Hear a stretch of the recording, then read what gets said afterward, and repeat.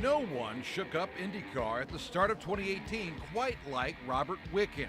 Winning pole in his first start. You couldn't write that. I mean, just to get pole position, even to be in the Fast Six as a rookie. And at Indy, leading his first laps before finishing ninth, claiming the prestigious Rookie of the Year honor.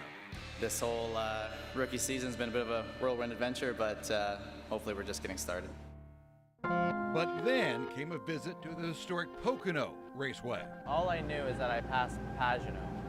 For some reason, that was like very vivid to me, that I passed Simon around the outside. They also trying to... From there, it remains a blur. Wickens, oh, they're going to make contact. Big contact, car in the air. It's Robert Wickens that spins. Ryan Hunter-Ray was just underneath him. James Hinchcliffe involved. We have a major mess here exiting turn number 2 at the Pocono Raceway. A crash at some 200 miles an hour. The impact registering over 200 Gs. Through it all, Wickens is airlifted to a local hospital with a fractured spine, a neck fracture, and broken bones in his legs, hands, right forearm, and ribs. Today, he remains in a wheelchair. Can't help but think back to that day, and specifically a conversation he had with the safety team who tended to him immediately after the accident. What I can't understand to this day was I was fully conscious when talking to him. When they got to me, and they actually said it threw them for a loop because I was so calm and collected. There was no stress in my voice. You know, he said that like people will kind of like white wall it and come to a stop, and their heart rate will be racing. They'll have so much stress, they'll have a hard time speaking. He's like, but it's like talking like how you and I are right now. And they thought that, you know, maybe this is that 1 in a million where like somehow he's fine. Because the first question they asked me if I was okay, and I said, yeah, I think so. Hey everybody. Of course, he wasn't. At the hospital, he was placed in an induced coma for some 10 days with a couple of surgeries to stabilize his injury. But afterwards, one issue kept coming up. You know, I had this one moment with my brother.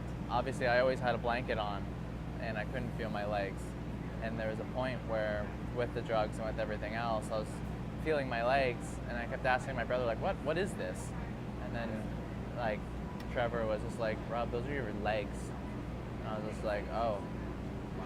You know, because I couldn't feel them, and with the drugs, I just didn't think I had legs anymore. Right. And then that was kind of the turning point for me, where I was just like, how am I supposed to get better and walk again? I don't even know I have legs in the first place. Yellow line, you can do it.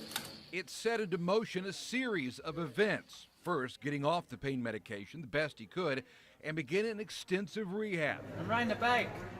Progress of it posted on social media, all the while Robert beginning to ponder one very big goal. You're a race car driver. This is all you've done. Yep. At what point do you say, I want to get back in a race car? What will it take to do that? It was early. You know, I couldn't tell you if it was my third question or the first question, but it was definitely, you know, It was up there. How long is this recovery going to take type of thing.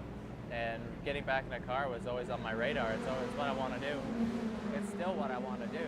Getting back to the racetrack has certainly been good medicine, and realizing that racing without the use of legs has been done before, most notably from former IndyCar champ Alex Zanardi.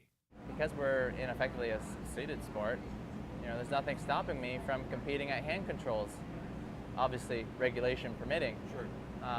But, you know, there's always that light at the end of the tunnel that there's nothing stopping me from getting back into an IndyCar, even if my legs never come back. And that's been the big thing for me, is like, I will race again. I know I will. And that's the push. Ideally, he returns with as much leg response as possible, but the support from his fiancée Carly Woods and everyone around the IndyCar community remains endless. The Indy 500 Rookie of the Year, set on making a comeback few have seen before. I'm just so fortunate, one, to be alive. You know, two, my spinal cord wasn't severed when the surgeons basically gave us very little chance of the cord still being intact. And then three, I'm so fortunate that I'm getting the progress that I am, that I'm getting sensation back, that I'm getting some movement back below the point of injury.